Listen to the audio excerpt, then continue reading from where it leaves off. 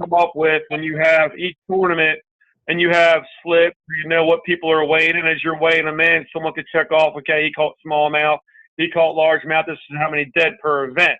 Not per team, but total per event as you go along.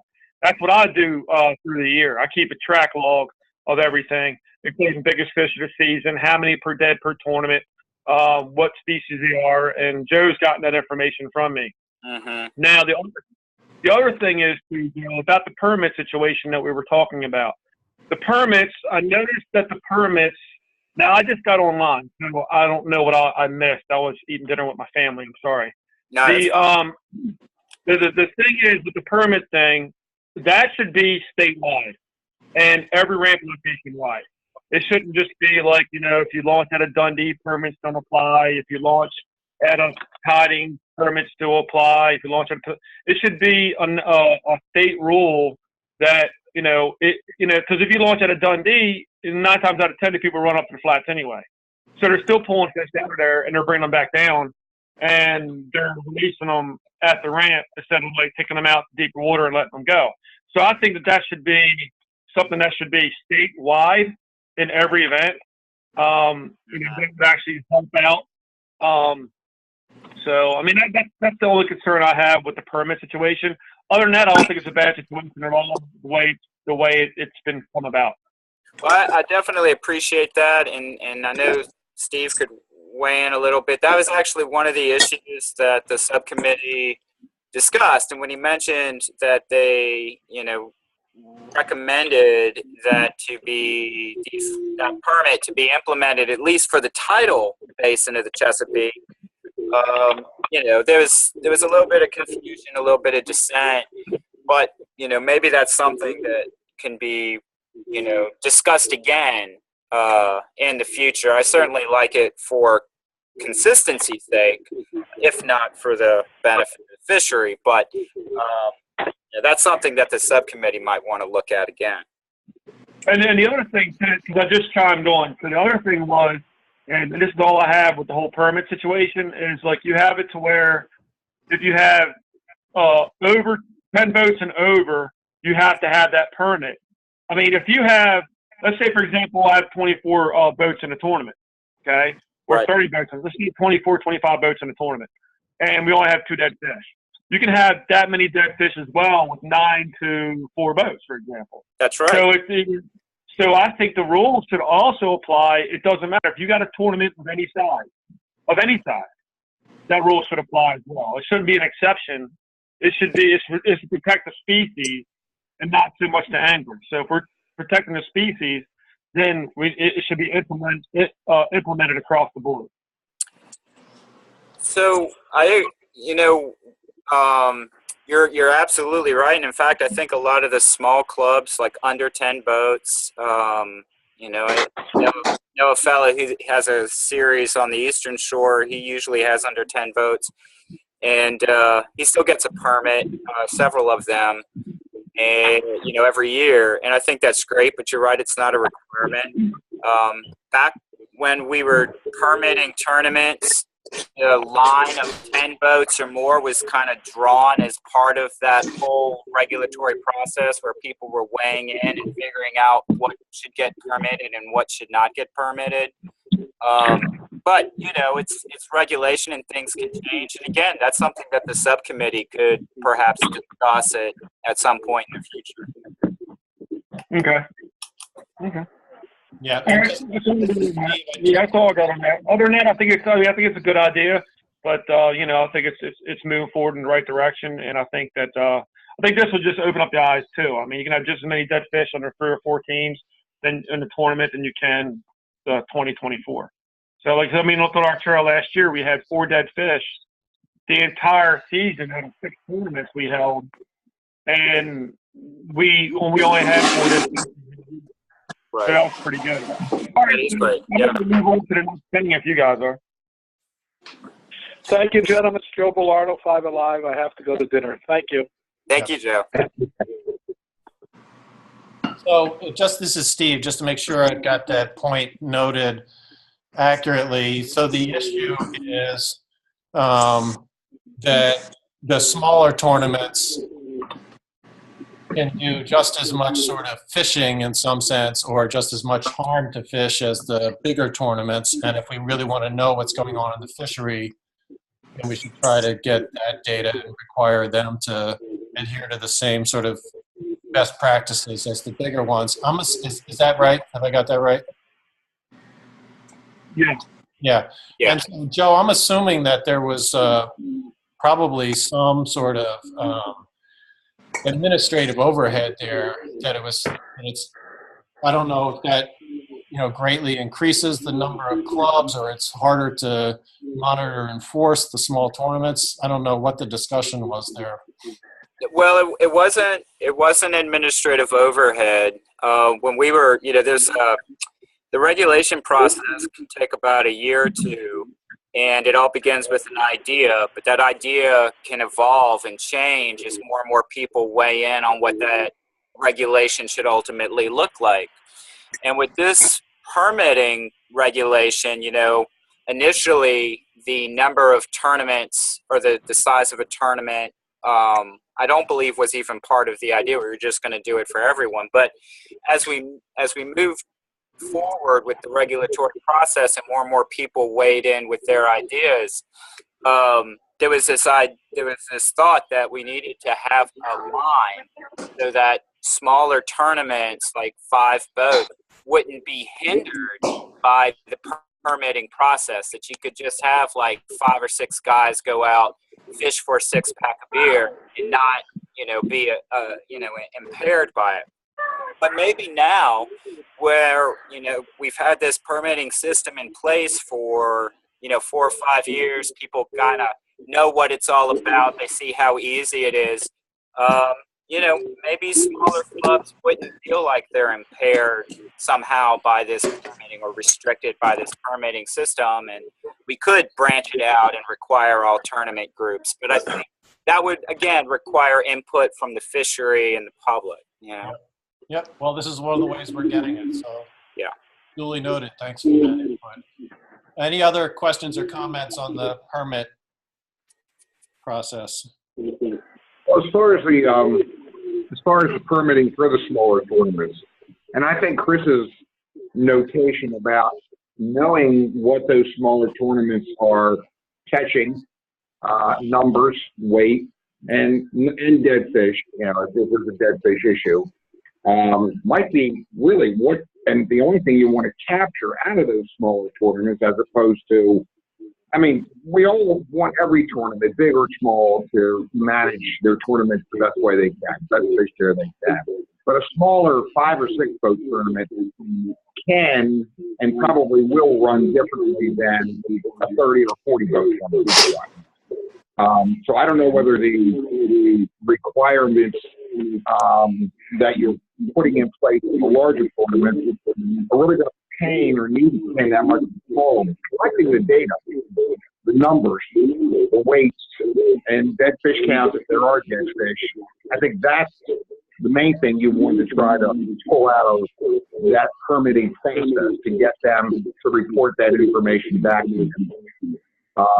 I'm curious, Joe, because I've not been an official tournament director with my own club, but Dick Beveridge, I don't know, does Dick Beveridge get our tournament permitted with you all, Chesapeake Bass Anglers? Are you familiar with whether or not he's been doing that? Yeah, so Dick has gotten some permits from us, absolutely, yep. Right, and we don't even do weigh-ins. Our tournaments, we're able to do our tournaments as a major league fishing option, so there's not a fish that gets bought in. We have one little caveat: if you have an exceptionally nice fish that you want to bring in for photos or whatnot, bring it in. Haven't seen one person bring one in yet. You can do your photo right on a boat. It'd be nice if other clubs are able to adopt and do some sort of a major league fishing process. We find it to be, once we sort of worked out the kinks with the app, we found it to be really kind of fun and interesting, and you get the updates as you go along, who's catching what. And those numbers, as far as total numbers, are easy to report back to you, because we got them all run up on the phone as we weigh them in. All that information's right there. So I'm sure people reports back to you are pretty clear. And I don't think you're going to find any dead fish coming back on that, because we catch them, well, they go right back in the water. So it'd be great if smaller clubs would have the capacity to do that and go to that major league fishing process. And it doesn't take that much, or scale for each boat. You know, that's one way for the smaller clubs to maybe do that and really excel in the whole fish care idea process. Don't even bring them in.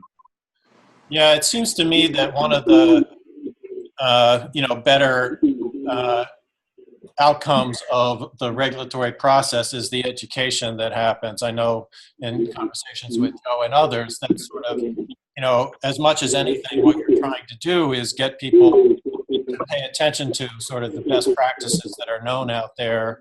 And there's that tension, right, between the desire to help people sort of learn and get educated and sort of regulatory overreach, right? So some people really bristle at, any increased regulation, and others sort of see the benefit, at least of the educational side of it. And we know already that even clubs running or organizations running very large tournaments can have very bad practices.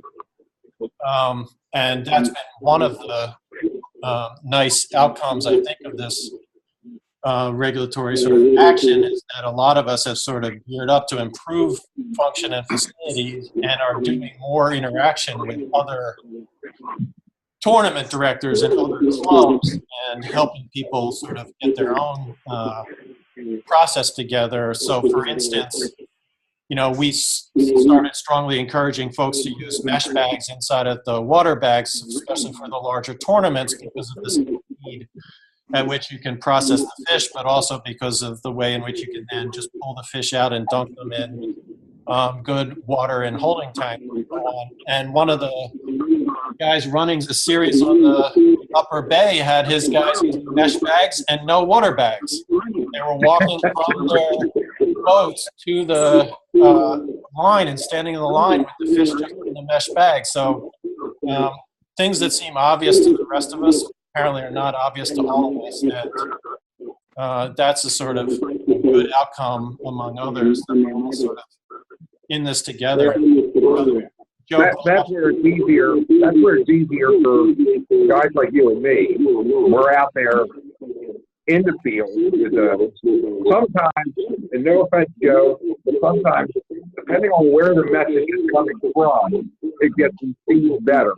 So, like, for guys that are like Steve and I that run tournaments and have been doing this for a long time, or actually trying to improve, we go up to the tournament or suggestions, provide some information, and you start to input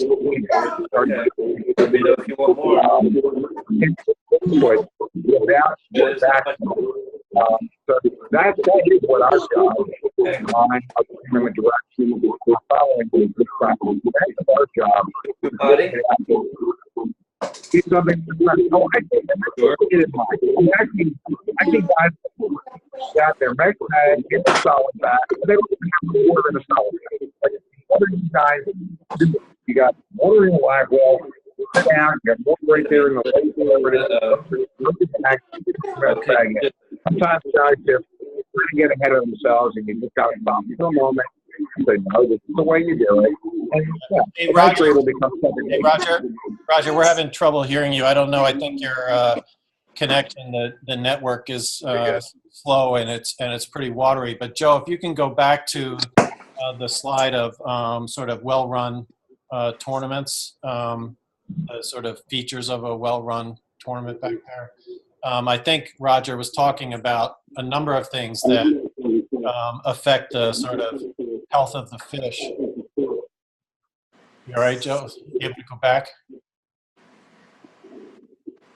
Joe, you're on mute. Yeah. I think I'm locked up on the screen. Can you guys see us too, or just hear us? We can see the people who have their video on. I can't see you, Chris, if that was you. William I can see, Jeff I can see at times, Roger, and so on. You guys can't see me now? No, is that Chris? I'll say Yeah, that was me. That was me. Yeah. Hello, Roger. How are you? So looking I'm at good, Chris. How are you? Great, thank you.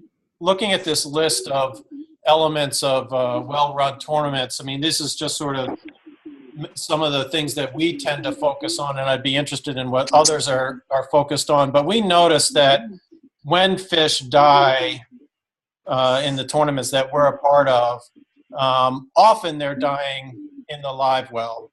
That's, if they're going to die and we know they're dead, it's often because something's gone wrong in the live well.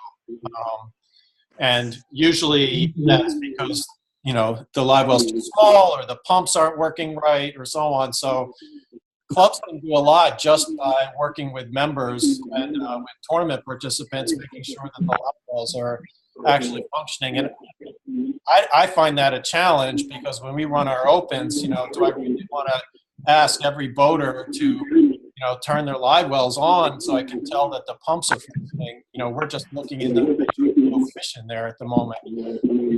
But that's where a lot of the fish actually die. And if they aren't dead, they come to the weigh-in, severely sort of impaired. And so then the time that they spend in the queue, in the water, in the bags, the permit conditions say 2 minutes. There are probably very few of us in the bigger clubs who actually manage only 2 minutes. And during the hot weather, obviously, we like to we've got the setup now at Anchor where you can have the holding tanks and you've got the recuperation tank afterwards. That's made a huge difference. In fact, I would say that the biggest difference that I've seen is around oxygen. So the guys that are running oxygen in their live wells, which some guys are doing, and those of us who are using the oxygenated recovery tank afterwards. And we had a fish, one tournament, that everybody just said was dead, just flat out dead. Floating upside down, the eyes had turned color and everything. And that fish recovered. It was astonishing to me in the oxygenated recovery tank. So, my personal sort of experience and perspective is that between the live wells and getting the fish into good water throughout the process of the weigh-in seems to make the biggest difference. But I'd be interested if other people have other experience or opinions about that. Ken, this is Jason from Delaware Bass Station. I just want to weigh in real quick on one thing. We had some issues years ago with we actually increased our penalty margin for the number of fish, so it increased exponentially as the more fish you weighed in, and that really brought light, because if you're losing 7 pounds on 5 fish, people tended to react a little differently and pay a little bit more attention to their equipment. I don't know if you guys caught that. Yeah, I did. That's a good point. Thank you. That's a great idea. It's challenging because I know that sometimes it's sort of like all or nothing. We had a guy in our club who was fishing on the Conowingo, and he just made a mistake, right? He caught all the fish in the hot water discharge, and he filled his live well with the water from the hot water discharge. It's sort of that guy. Should he be penalized more than someone who lost only 1 fish because they didn't, aerate their water? I don't know. It's a little tricky, but I like the idea, Yeah, what happened with us, and this goes back years ago. We had a team that had no problems, and then they just refused to make any amends. So, your 1 fish was still a quarter-pound deduction, but then 2 fish was, that quarter-pound plus half a pound, and then it just kept going up that way. So if you got the 4 or 5 fish, there's an issue. And for the most part, guys bring extra pumps, that are portable. And there's, you can, in the hotter months with ice and some of the additives you can add, and the other thing too, with your whole permit process, watching the videos and going through, that in itself is the educational part. It helps a lot of things, and it's an attribute to what you guys have done. Yep.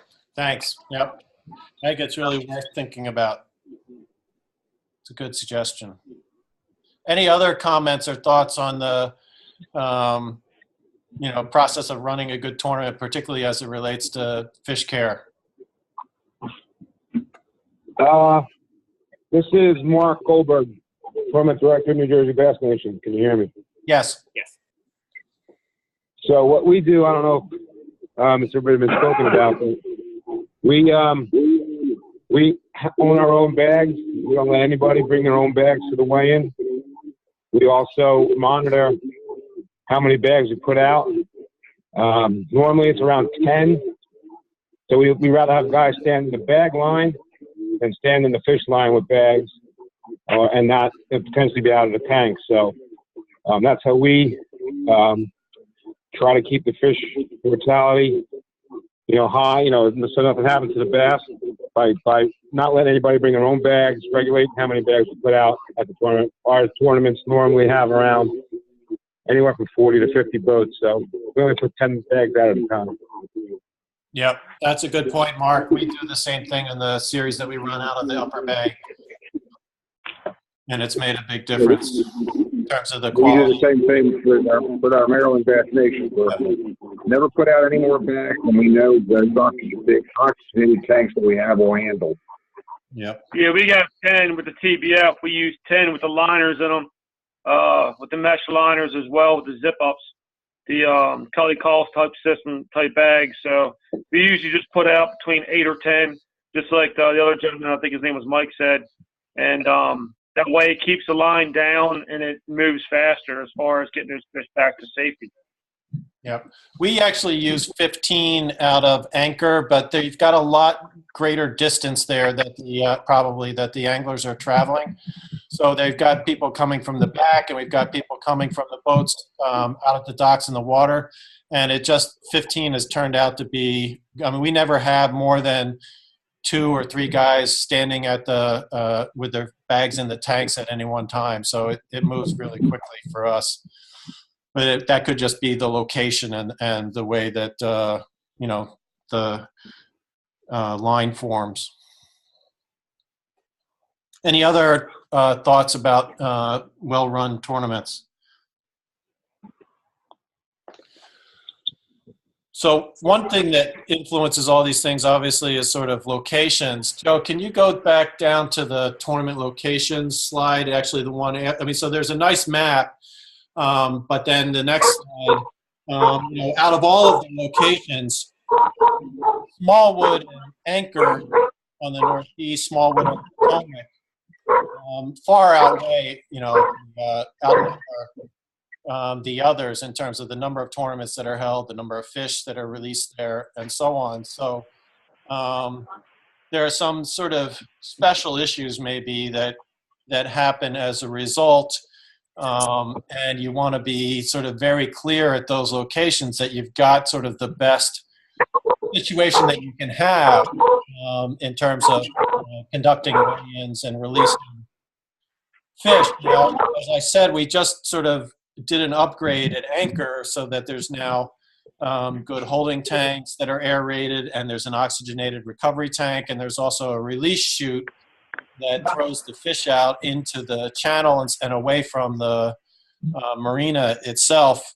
Joe, actually, I have a question for you. I don't know if you have this data. When you do the electroshocking on the Upper Bay, I think one of the areas that you shock is the Park Rocks. That's right there near the and one of the things that we noticed this year as fishermen, I don't know if it's showed up in the data this way, but it used to be that people could go and fish the Park Rocks out of the Anchor Marina, and you know, make a living on the released fish there for tournaments. And not all released fish; it's also decent habitat, as it turns out. But this year, people did not get fish there. They really struggled, and I wanted to be able to attribute that in some part to the, you know, way we're releasing the fish now, so that they don't go across all the docks and over to that side. They're going out the near side channel, and they're right in the deep water in the channel. And I don't know if you see that in the data, but it'd be something to look at and to pay attention to. Yeah. So the way the survey is set up, we don't necessarily sample that rock area, that park, every year, because we have a randomized design. But, you know, I will say this past year, for whatever reason, the number of adults age 1+ fish is much greater in the Upper Bay, and I think that's wonderful. You know, we have averages for the whole Upper Bay, but you know, I can't drill down to that one specific site. But I will say for the Upper Bay, at least for our average data, it's looking pretty good. You know? I'm curious about Smallwood, because we don't fish there often with our club, but when we haven't used any special facilities, right? We've just done our weigh-ins, tie up at the docks, guys bring their fish to our scale from the boats at the dock, and then release them right there. I'm wondering whether the kind of facilities that we're talking about at Anchor are used much or even available at Smallwood. Well, absolutely. Yeah. Smallwood was actually, to the best of my knowledge, was the first location that had a permanent weigh-in station installed.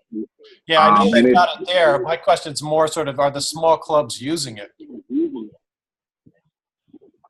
I don't know whether the small clubs are using it or not. I know the larger clubs are using it. They're almost mandated to use it. Plus, you'd have a fee that's associated with using that weigh-in station. Oh, so maybe $50. that discourages them. I don't know.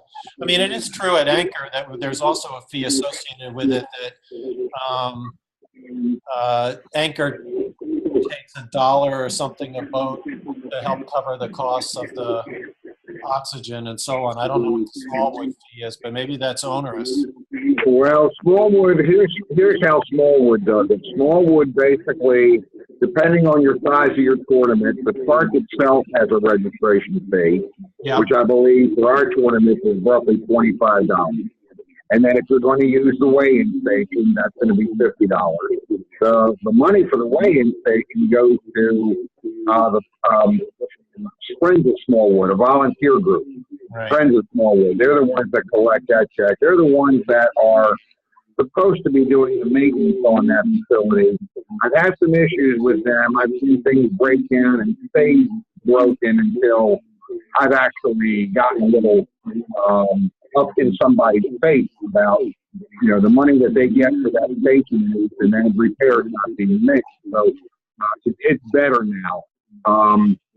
But Upper Bay, like Dundee, where we put the other station in, they don't have a set fee for that station. However, there, depending on the number of boats you have, you're also supposed to spend or pay another $1 per boat for that. So if you had 25 boats coming in for a tournament up there, it would just be the extra $1 per boat, $25 there. There's not a specific fee that they charge for that station use up their gun count.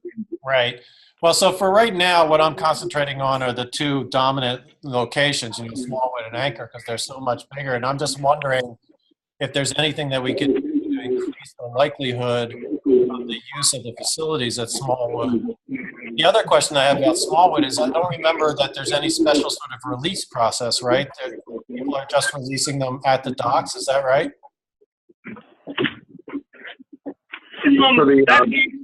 That's actually partially correct and partially incorrect. Like, I remember, like, after June 15th, this is Chris, after June 15th, when this rule, you know, last year, what we were doing was, when we had tournaments on the Potomac River, we would actually make or require the anglers that caught those fish take them out to the no-wake zone and release them while they're waiting on getting their going and getting their truck and their trailer. That's Now, as far as what Roger had mentioned about the tanks and the fees, I got the paperwork right here in my hand because I just did this earlier on last week. It's 25 boats or more is $50. So if you have 25 or more boats, it's only $50 for that station. Which you know, I got all this paperwork for, and the permit already done. I went down there, signed the documents, you know, to have the gates open and everything. But that's how we always did it down there on Potomac River, because there's been times where people would, it's dead of summer, and people were just releasing them right there at the weigh station, and there was like 10, 15 fish dead because the oxygen levels were low because of the grass thickness, and it was just so hot. So that's why I recommend all the anglers in all my tournaments to take those fish out to the no-wake zone, drop them off as they're waiting for their rider to get the truck. Yep. So that's the kind of thing that I think we might, you know, think more about, is how to increase the sort of effective use of those facilities and release there. The other thing that we can be thinking about is how to get more. What can I eat? Well, I need medication. Somebody Will this ever go away? Our new Center for Diabetes Education is now accepting patients and will give you the knowledge you need to live a healthy. Thank you. Okay. Yeah. So the other thing we can think about is, are there other locations that we can develop to spread the load some from Anchor and Smallwood? So usually when we talk about the Northeast River and the Upper Bay there, the next thing that people talk about is elk. And I know, Joe, you know, the department over the years has had a number of plans on the books and gotten, you know, to a point where recommendations have been made, but things sort of get stalled.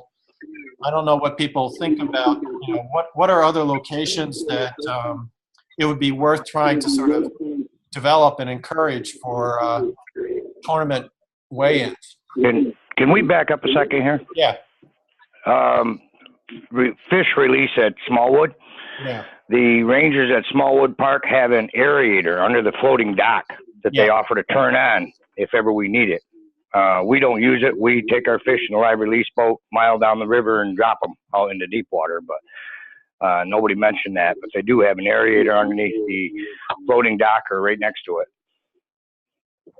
And when people drop fish there, depending on the temperature, whether they survive or not, how well they do. But yeah, that's just something that nobody mentioned. I thought ought to be mentioned. There is an aerator underneath the dock that the ranger turns on. Yeah. Seems like that ought to be automatic on tournament weekends, no? It should be. Yeah. We haven't run any of the way our schedule's set up. Maryland Bass Nation hasn't really run any tournaments down on the Potomac in the summertime the last couple of years that I can recall.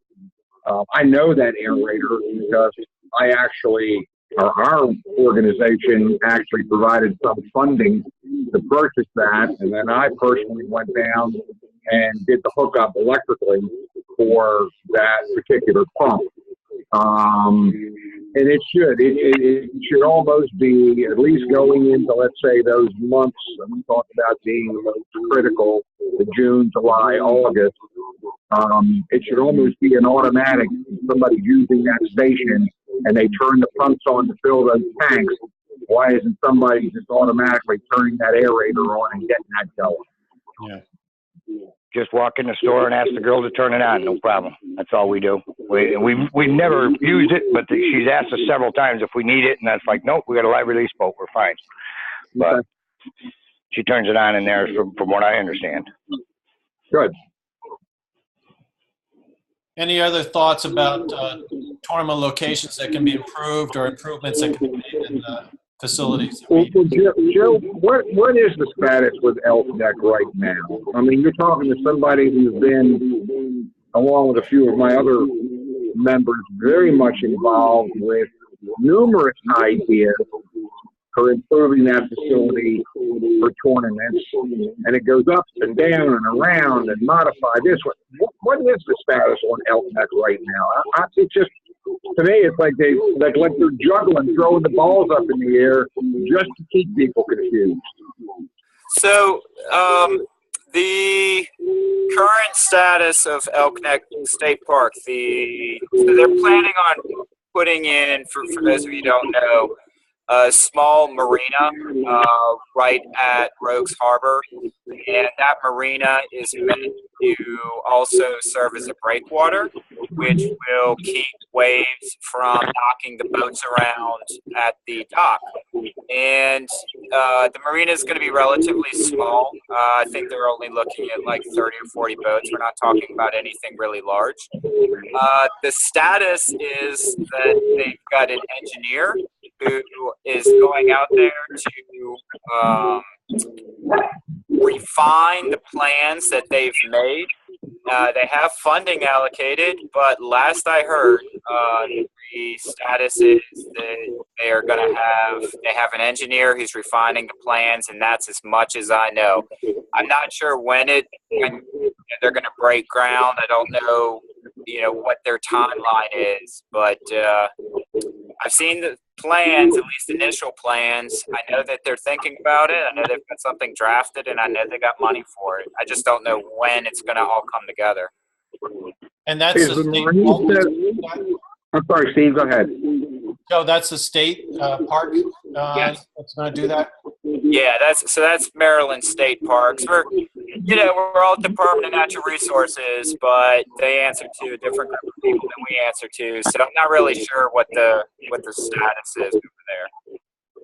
We don't know exactly what the status of this marina is going to be. I mean, is it going to be typical to the marina set up in Dundee where they rent slips out, or is it all going to be just transient traffic back and forth? Because if it's going to be a marina like Dundee and they're renting slips out, I mean, that's, other than the partial breakwater effect it might have, not going to do anything to be conducive to running tournaments. Right. Just be people saying, you can't tie up at that dock, that's my dock. Yeah. So, Roger, there was no talk with this small marina. There was no talk of renting slips. So essentially, it's just meant for boats to moor to, and they were looking at it to help improve the capacity for tournaments, in particular because they've been so vocal about needing something there. So there's no talk about renting those slips out like a gun. Okay. That'd be great. I mean, that'd be great if they're building that there to serve people. I mean, the biggest problem with that place from the get-go was just it was a scary place to try to pull up and sit out there with your boat. No place to tie up, but even if you did, the wave action was so severe that you've seen people, I've heard and I've talked to people who said they've seen people whose boats have really gotten messed up because of that. And then to pull a boat and go all the way up to the top of that parking lot and then come back down with fish the way in just wasn't practical. So, maybe this whole marina thing, if it does act as a bit of a break, for the water action, it might work. Well, and I just want to remind you guys, you probably read this in the letter, but Elk Neck State Park has some new rules in effect. They're not going to allow tournaments larger than 50 boats. They're grandfathering in a couple of tournaments this year that have already received their permits. Usually the Quad State FLW tournament is there. They're going to be grandfathered in this year, but next year they won't be able to stage at Elk Neck because they're limiting the size, and part of that is related to the traffic and the problems with the launch facility just getting clogged up. So it's just capacity there. Okay. Yeah, I mean, that's a shame in some ways, right? Because the problem, again, is that it's increasing pressure on the facilities like Anchor and others that are the good ones to use. The other thing that puts pressure on the facilities, of course, is the restriction on fishing the non-tidal waters. Like if if tournaments could be fishing the Conowingo more of the year, I think that might ease some of the pressure on the Upper Bay as well. Well, that's something that could be discussed at the subcommittee meeting. I believe there's been some discussion about spring restrictions in non-tidal waters, but you know, I haven't seen much cohesion in terms of, you know, that discussion. So, you know, I've seen it go both ways from the subcommittee, whether to maintain and expand spring restrictions or whether to do away with them altogether. There doesn't seem to be much consensus, and it's not just the subcommittee. I mean, it's kind of statewide. I've seen both sides of the issue, and it's almost divided a lot of bass anglers. So it's kind of a difficult conversation. Yep. Any other thoughts from folks about tournament locations and improving facilities?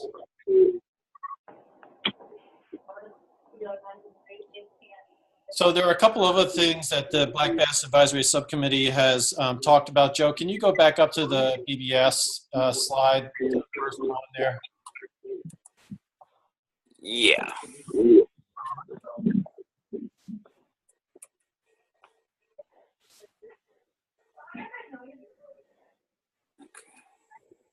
Sorry about the delay here. No worries. It's just been locking for some reason.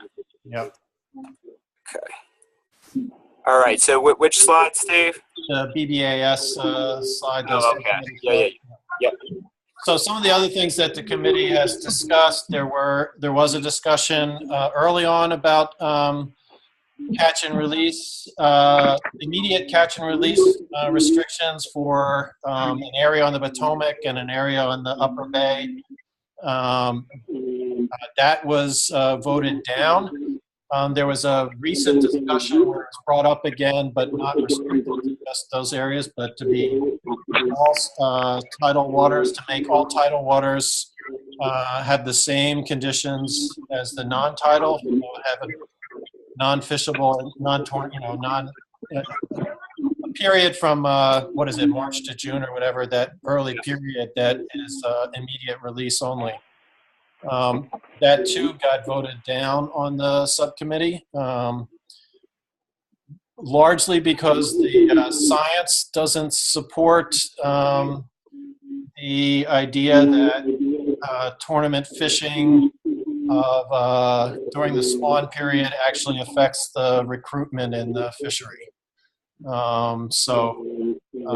It seemed like it mostly would privilege sort of guides, those who make their living with immediate release fishing conditions, but it did also raise the sort of possibility and whether we should be encouraging clubs to run more Major League Fishing style tournaments. There are a number of clubs that have started to do that.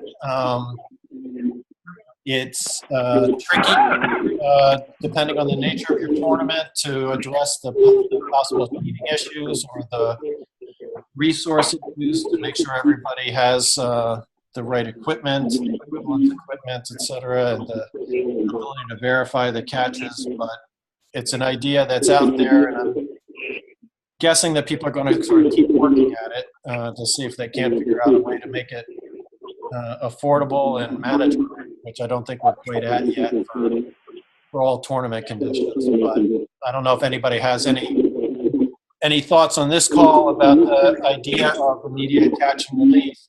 I have a little bit of a thought. This is Jonathan Stewart. Can everybody hear me? Yep.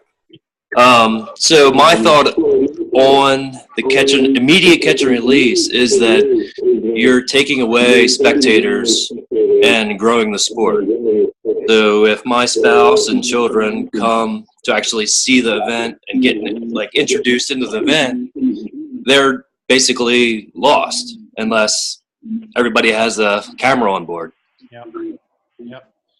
Yeah, we've had similar reaction from a number of clubs saying, look, part of the benefit of, and the fun in a club setting is everybody getting together to bring in their fish and see each other and weigh the fish and, have that interaction around, your catch. So it's not just the broader public spectators, but the even the club itself, I think, would have some resistance unless we could, as you say, have everybody watching on cameras or something.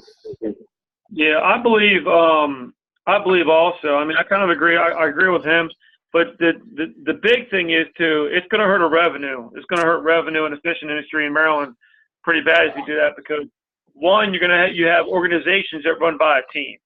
You're going to have team tournaments and stuff like that, and it's going to hurt where people are like, okay, well, I can't be a member of that organization. It's not going to exist anymore. We can't have team tournaments because you're not going to have a team where people are partners all year long and say, well, we caught 20 tournaments today, and realistically they caught like 14. So there's going to be some cheating going on. Right. But the whole, it's actually going to hurt the revenue. I mean, it's going to really make people upset. I mean, if you have a draw tournament and you're not bringing their fish in, you're going to have other people say, okay, well, you drew this guy, but maybe you know him, and maybe he's covering up for you and helping you win a tournament. Yep. So you're going to have that as well going to take place. And It's going to be to the point where not many people are going to want to fish these tournaments anymore because of the situation. Then there goes the revenue for clubs. There goes the revenue for organizations like the TBF, Maryland Bass Nation. There goes some of the revenue on the tackle, and even launching at the ranch. It's going to hurt revenue altogether, in my opinion. Yep. Well, and I don't want to mislead anyone. This idea, while it's been mentioned, is not being pursued. Like the Black Bass Advisory Subcommittee, not discussing this idea further. It's not something that people are working on recommendations. I'm just sort of noting it as sort of a corollary that's come up around this question about whether we should make areas sort of off limits during the spawn. And as I say, even that idea in general has been shot down at the subcommittee advisory, at this level. That doesn't mean that it won't come up in other forums or that DNR won't take it up in other ways. But so far, it's not a recommendation that the advisory committee is making. I mentioned it as a method that we use for our club, just a small club, 4 or 5 boats. We use it, we like it.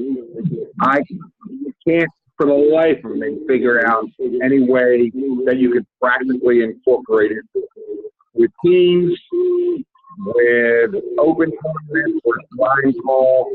This isn't going to work. Yeah. So my suggestion when I mentioned it, not put it out there as food for thought. Let's do it on a grand scale. No, this isn't going to happen on a grand scale. Right. So some of the other issues that the subcommittee has looked at and gotten sort of experts coming in and presenting on have to do with habitat and the quality of the fishery. Hull seining is a big issue for some folks. The presentations that we saw and the studies that we read suggested that it isn't an issue significantly affecting the fishery. On the other hand, the anglers on the committee, the fishing guides, and so on were relating a lot of individual incidents. They saw hull seiners working in shallow areas, ripping vegetation. We know that there are some instances where the hull seines were left out overnight or for periods that caused fish kills and so on. So those isolated sort of incidents, perhaps isolated, loomed large in the committee, but so far no regulatory sort of proposals or actions have come out of the subcommittee around hull seining. Recently, there's been more discussion around Conowingo. We know that the sediment has built up there, and there are states taking proposals for dealing with that sediment, and everybody's anxious about the consequences downstream of the methods and the process. We also see with the big storm surges that you just can't, at the moment, really control in some moments the sediment that comes down, the debris and sediment that comes down the bay. And those are the kinds of things that make more of a difference than anything that we do as tournament anglers. The subcommittee hasn't really found an effective way, I think, to weigh in on that process. We're not really in that loop. Joe, I don't know if there's anything that you know that should be added here, but we know it's a great concern of everybody, what's going on at the Conowingo. Yeah, man, I think you covered it well, Steve. I mean, what you said is about the bulk of what I know about the situation. Yeah. We do have a point person on the committee, the river keeper member of the committee. Nick Kuttner is the point person for habitat issue. And so anybody who wants to make sure that land use or pollution runoff or other things affecting habitat are being brought to the attention of the right people, Nick's a good point of contact that we're using in the committee. We also had the Natural Resources Police come and talk to us. The takeaway that I had from that meeting was they're just under-resourced. They're trying to do a good job, but they just simply don't have the person power to do the kind of enforcement that many people are concerned about. People who are, guiding illegally, people who are harvesting illegally, and they do have a good number in the report, the annual black bass report that Joe mentioned that was announced today. There's a number in there for people to call, and they really want all of us to sort of report issues. They are staffing up. When they talked to us, it sounded like they were increasing their person power, but that's the main limitation, as I understood it. Roger, Joe, do you have any other sort of comments on that? No, I think they are trying to restaff, but then at the same time, you hear, there's certain years where they know their numbers of retirements are going to be somewhat impactful too. So it seems to go and flow. I don't think we get the bigger portion of their attention because we're not often screaming at them for a lot of stuff. And really, in my opinion, I think on their side too, the commercial aspect of policing the waterways places much more, puts much more on their plate than a lot of what we end up having problems with. It seems like we hear more from the guys who have issues with individuals who are not licensed guides out there taking parties out, not having the proper requirements, credentials, and whatnot. That seems to be one of the bigger issues with that. But by and large, they get pretty. They're kept pretty busy with what they have to police commercially. Well, and just to be clear, when I've talked to Natural Resources Police, and I've done it for a few years now, they continue to tell me that if someone sees something, then they need to say something. Oftentimes they call me and say, hey, look, I've seen this guy do that. The problem is that Natural Resources Police needs to be notified then and there. And even if Natural Resources Police doesn't get to that issue on time, at that time, what we're doing is putting it on their radar. And I think Roger's correct, in terms of natural resource priorities, maybe black bass and fishery management hasn't been up there, but the squeaky wheel gets the grease. And if you see something, whether it's illegal guiding, whether it's, hull seine activity that appears to be illegal, call it, or speeding on the water, calling Natural Resources Police there is really the best shot we have at getting their attention. Yep. The last sort of main focus of the subcommittee and one of the areas where we can sort of be perhaps the most effective is the education dimension, this webinar is an example, as Chris and others were pointing out, the sort of videos that are on the permit site and the work that's being done there. Joe, you recently made this conservation award available, which is really, I think, aimed at the clubs with young members. But can you say a little bit more about that conservation award and what you're trying to do there, how that fits with the education angle? Sure. Yep. So I'll just real quick flip to this.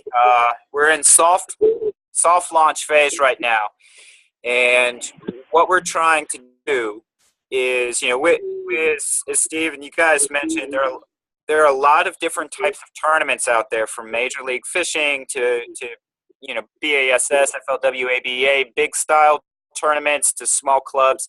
And what we want to try and do is incentivize those directors, and more importantly, perhaps their anglers with all their live wells and live well maintenance issues, to try and watch some of these fish conservation videos. For right now, it's really just the director who watches it when they go after a permit.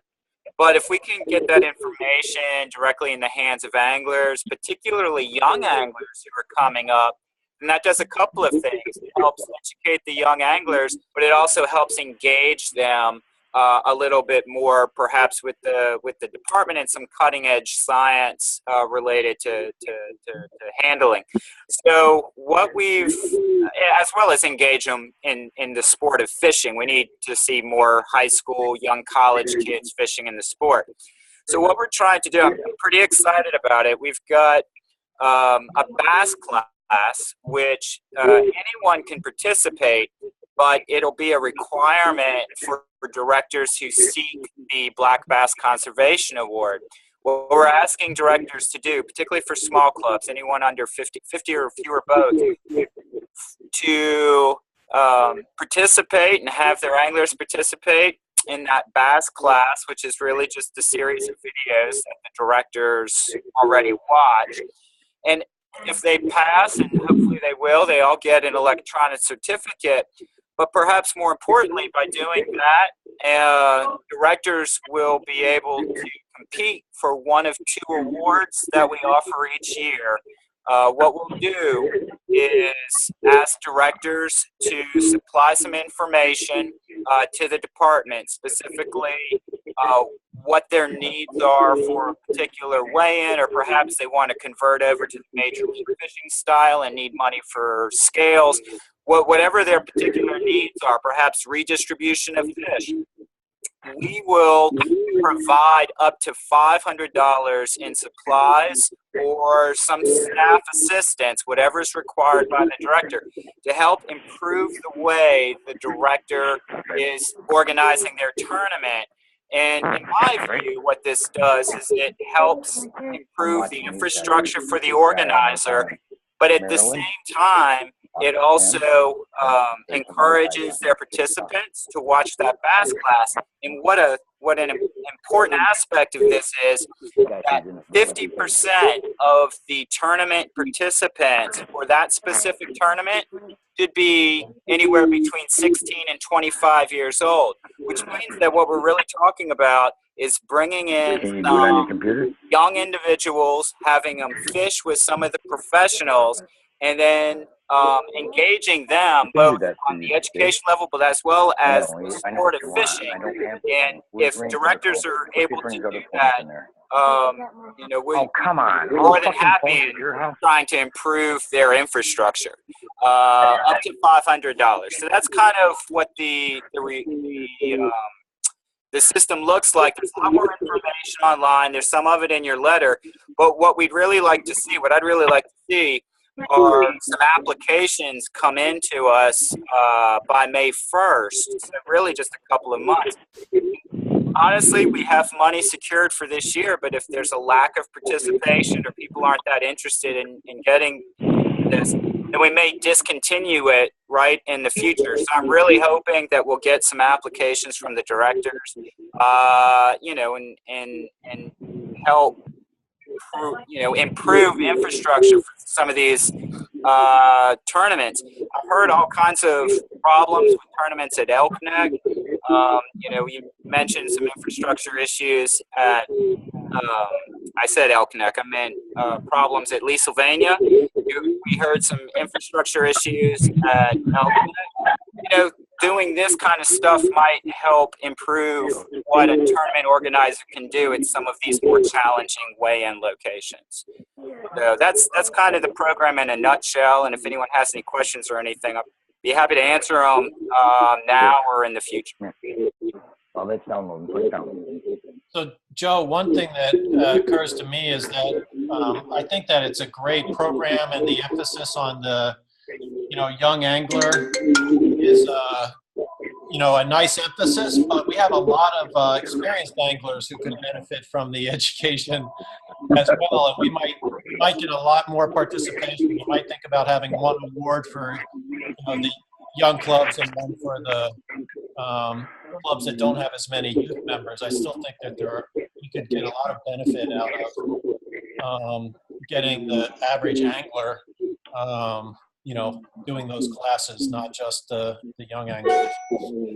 Yeah, I agree. And if there was a tournament, designed right now, as it's outlined, is if there's a tournament designed by a director where you have, a professional fishing alongside someone between 16 and 25, like they're partnered up, those professionals would still have to go through the class, because everyone participating in the tournament has to go through that Bass class and receive the certificate in order for the organizer to qualify for the fines.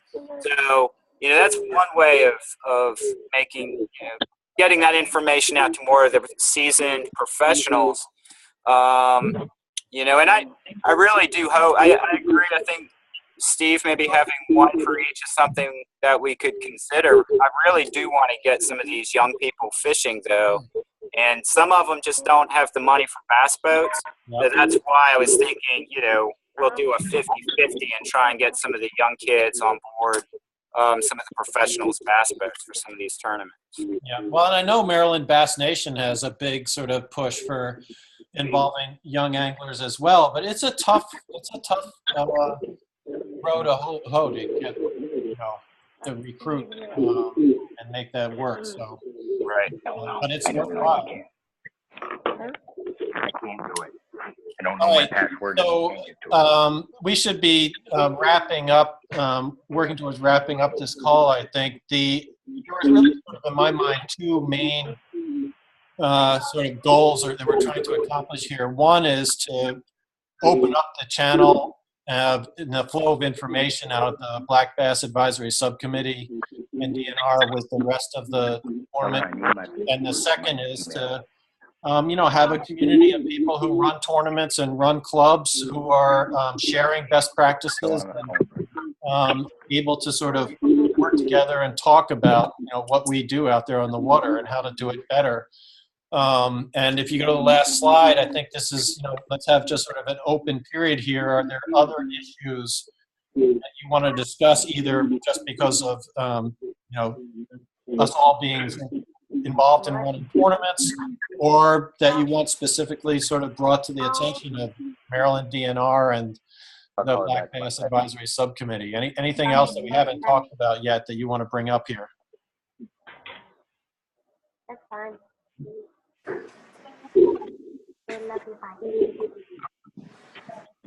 So, Joe, did you ever bring up anything about what we talked about on the whole gunpowder issue? Or you're going to wait on that at a later date? What was that? I'm sorry, I only heard half of that. The gunpowder discussion we had, is there anything that's been moved on that? Or I know you're still waiting on the packet of petitions.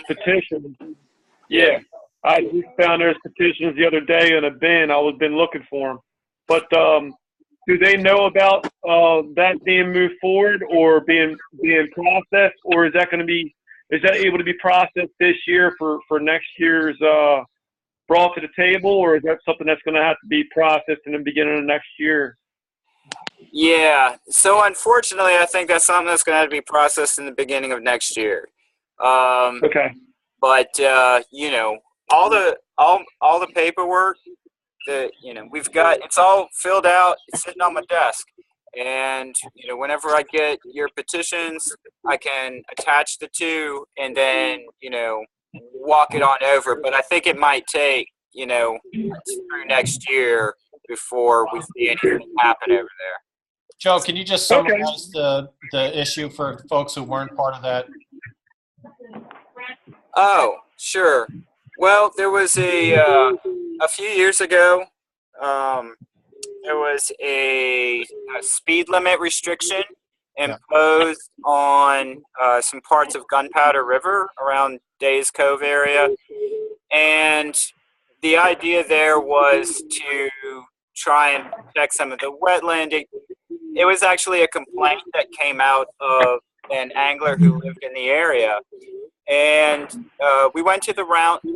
At that time, we had a Black Bass Roundtable, which was the precursor to the subcommittee. We went to the roundtable with the idea, and some of them signed the petition for that, for the boating service. They listened to the idea, the concerns. And then we went to boating services, and they installed a no-wake restriction. Right. Now, unfortunately, they made that a restriction of a fairly large area beyond what was originally asked, and because of that, it affected bass anglers, because bass anglers weren't able to get to plane, and so they would end up, because they couldn't achieve a speed that would allow them to go to plane, so they would end up potentially getting stranded on some of the mudflat areas. Now, here we've got, unfortunately, because the regulation went into place, there's a rule that we can't modify that regulation for 3 years. So next year, we'll be able to potentially modify it. And so we're got some paperwork together with the map and some information on that, and get some signatures. They then send that over to boating services, and they'll go through the whole process of the regulation again. They'll open it up to public hearing, they'll take public comment, and then by the end of 2019, they will decide whether or not to open up some of that area go from a no wake to I think we're proposing a 35. So we'll see how it goes, but that's the process. Any other issues? I have some recommendation to possibly bring up, or to bring up for a possibility. What is this? During tournament days, my thought is that we could just set up public signs at public ramps to notify the public that there's a tournament going on and the weigh-in is going to be at a certain time, to clean up some of the ramp access to enable guys with fish coming in and weighing them and getting on their way, because right now the public has no idea that a tournament's going on. Yeah, that's a good idea. That is a good idea. Where did you have any specific place in mind, or? Oh, I mean, Anchor, Havre de Grace, Elk. I mean, basically anywhere that's public access, because it's especially during the busy times of the year, it just gets so crowded. Okay. Yeah, that's really helpful. I'll bring that up, in fact, with Freddie and Butch at Anchor and see what they say. They hate having any additional responsibilities, but on the other hand, they've adapted. They'll love you, Steve.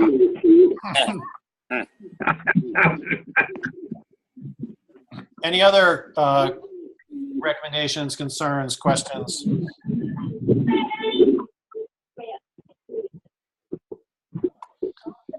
Well, I'd like to thank you all very much for participating. This is really helpful for me, as Roger and Joe, as part of that Black Bass Advisory process, but it's really nice as a community of tournament directors to sort of be sharing, connecting in this way too. It's useful for And if any of the participants out there feel like they want to come down and sit in on a Black Bass Advisory Subcommittee meeting, public's always welcome.